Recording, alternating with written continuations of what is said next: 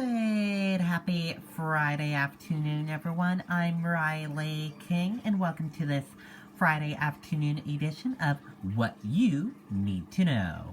Let's begin. First up, we're going to take a look at your COVID-19 dashboard from Johns Hopkins University in Medicine. Let's take a look at that right now.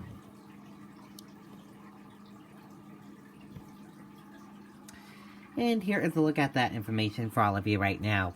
Your global cases are 105, 142, 821. Your U.S. cases are 26, 716, 484. Your global deaths are 2,291,061. Your global deaths are 456,900. And that is a look at COVID-19 dashboard from Johns Hopkins University in Medicine.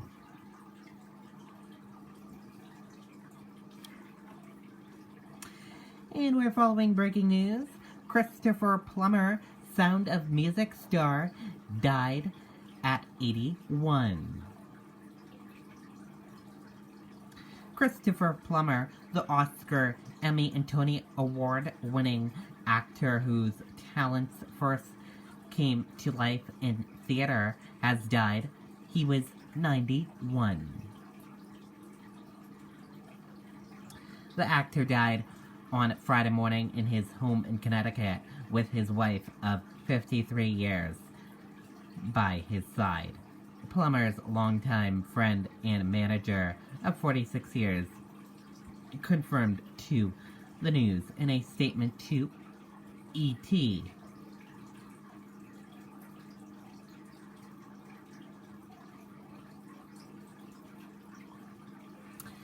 Vice President Kamala Harris casts first ever tie-breaking vote to pass COVID relief.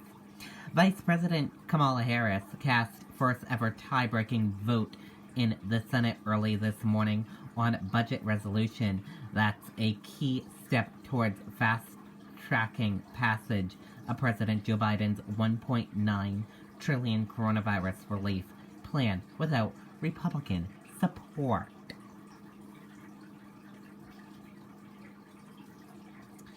House Dems meet with Biden on $1.9 trillion COVID-19 relief package. We cannot do too much, Biden says.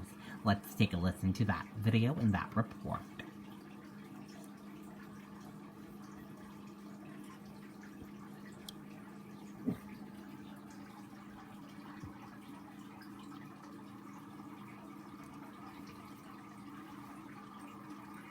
Good morning, everyone. I'm Riley King, and welcome to this morning news report right here on the Riley King Network. Let's begin. House Dems meet with Biden on $1.9 trillion COVID relief package. We cannot do too much, Biden says. House Democrats met with Biden at the White House Friday morning to discuss his $1.9 trillion COVID-19 relief package. The president's first in-person meeting with House Democrats since he was sworn in. Ahead of the meeting, Biden compared his push for the relief package to the effort in 2009 to get the Recovery Act passed. It was hard as hell to get the votes for it to begin with, the president said. Of the massive stimulus plan during the first weeks of the Obama administration, then it was hard as hell to get even a number we got. But one thing we learned, we cannot do too much here. We can do too little. We can do too little in spurt, Biden said. House Speaker Nancy Pelosi and Democrat leader Stan Ear were among the members in attendance. Biden sat between Pelosi and Vice President Kamala Harris. And here are some photos. Take a look.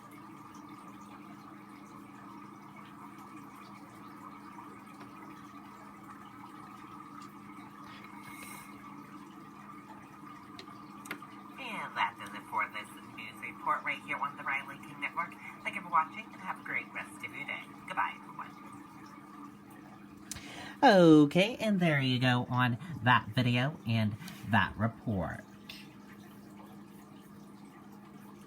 House votes to strip GOP Congresswoman of committee assignments. Let's take a listen to that video from ABC News.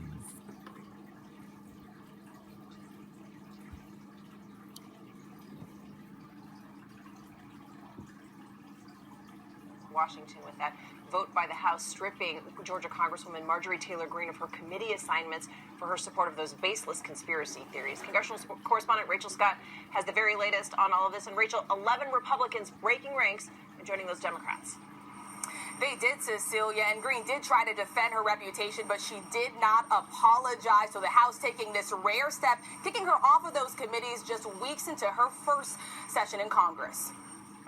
This morning, an unprecedented punishment. The House voting to strip Republican Congresswoman Marjorie Taylor Greene from her 2 committee posts. Retribution for past remarks spreading extremist views and endorsing violence. This today is about a member's words and actions that are beneath this body. Democrats say they had no choice but to act after Republican leadership failed to do anything to discipline Greene, calling her words dangerous, using her own Facebook post to argue their case. AR-15, squad's worst nightmare. So I asked my colleagues on the other side of the aisle, when they take this vote, imagine your faces on this poster. Imagine it's a Democrat with the 8 or 15. Imagine what your response would be. The vote split almost entirely along party lines, with 11 Republicans crossing the aisle to support Greene's removal. But hours before that decision, Greene took to the House floor in a last-ditch effort to defend her reputation. The words "free speech" printed on her face mask. She accused Democrats of trying to crucify her in the public square. These were words of the past, and these things do not represent me. She did not apologize, but she did try to walk back some of her past comments, like the time she speculated that a plane never flew into the Pentagon on 9/11. It's odd, there's never any evidence shown for a plane in the Pentagon. Greene now says this. 9/11 absolutely happened. She once implied the school shootings at Sandy Hook and Parkland were staged events, but now School shootings are absolutely real. Greene also promoted the wild and false conspiracy theories put forward by QAnon. Q is a patriot. He is someone that is very much loves his country, and he's on the same page as us. Now a much different story. I was allowed to believe things that weren't true, and I would ask questions about them and talk about them. And that is absolutely what I regret. One past statement Greene did not address: the time she suggested House Speaker Nancy Pelosi could be executed for treason. It's a crime punishable by death, is what treason is. Nancy Pelosi is guilty of treason. We spoke to Greene's constituents back in Georgia, watching as that vote played out in Washington. She made some pretty despicable remarks. I stand up for her. I stand up for her beliefs. And 3 of those Republicans who voted against Greene represent districts in South Florida where parents were outraged over her false comments about the Parkland school shooting, Cecilia. Yeah, and Rachel, it was a really late night for lawmakers there. Just a short time ago, they moved finally on the president's nearly $2 trillion COVID relief package. But it did not contain what the White House had been pushing for, that $15 an hour minimum wage. Yeah, and this will be a blow to President Biden's plan to try and raise the minimum wage to $15 an hour. Republicans pushing back against this, saying that it would devastate small businesses during a pandemic. This marathon voting session went on for 15 hours. It just wrapped not too long ago. Democrats did move forward on that resolution that would allow them to get through this COVID relief package without any Republican support. Vice President Kamala Harris casting the tie-breaking vote for the first time. Cecilia? Rachel Scott on the Hill for us this morning. Thank you. Well, hey there. Okay, and there you go on that video and that report.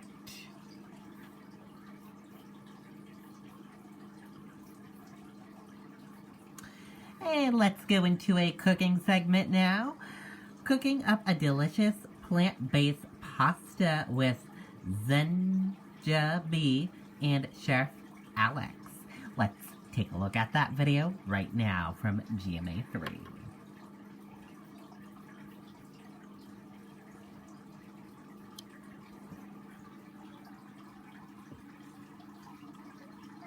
We're a month into the new year, and we hope healthy eating is still at the top of many people's lists. Yes, but whether you're an avid at-home cook or just starting to get comfortable in the kitchen, ABC News contributor Alicia Quarles has got you covered. Hey there, do tell. What's up, Amy and TJ? I got you covered. Like many of you, pasta is one of my all-time favorite comfort foods, and thanks to our sponsor ZenB, we can still get our pasta fix without the guilt. I had my own little cooking class with chef and host of Food Network's Supermarket Stakeout, Alex Gorsheli. She showed me how to make a delicious pasta dish, gave me tips on how to add plant-based foods when I'm cooking. Take a look.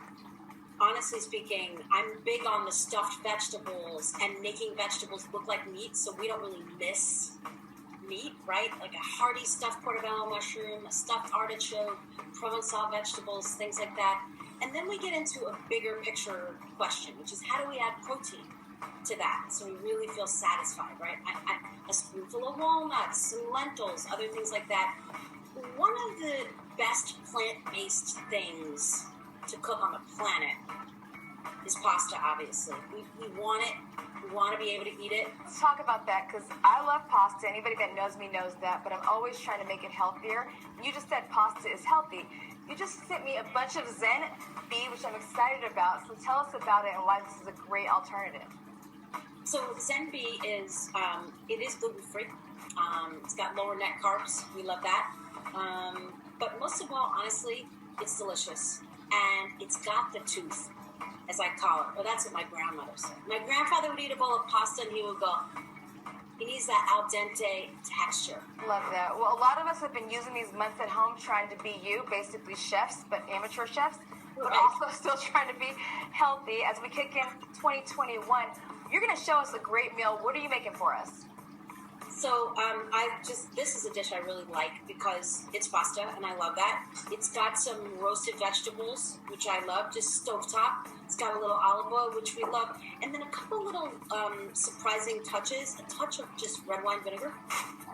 You know, I know a lot we put lemon zest or lemon on our pasta, but here I just put a little vinegar, which I think brings out a little of that, the flavor of the ZenB pasta and also just the vegetables. And then I took some fresh sage leaves and I just fried them up in a little bit of oil and just a little bit of Parmigiano Reggiano cheese on top.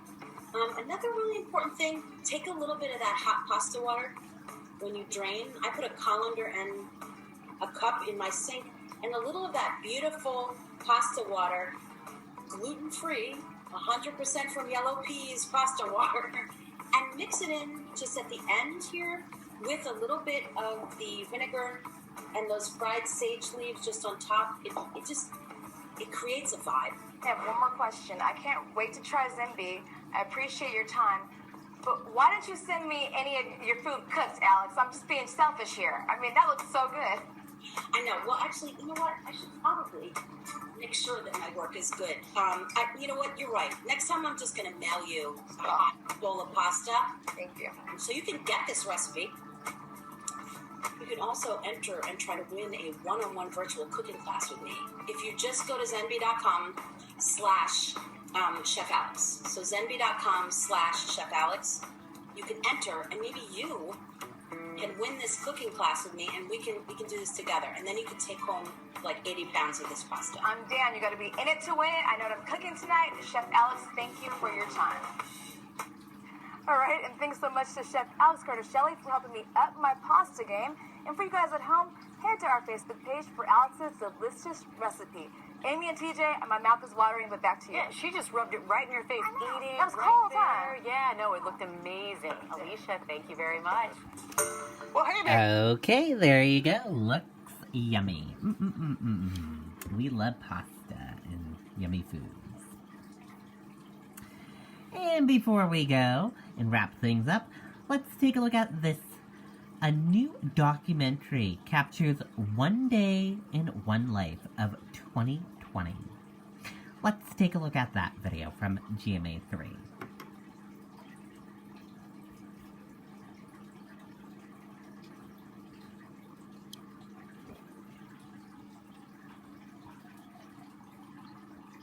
And we are back now with the new Sundance film offering a window to the world through thousands of clips contributed from around the globe, an inside look at life in a day.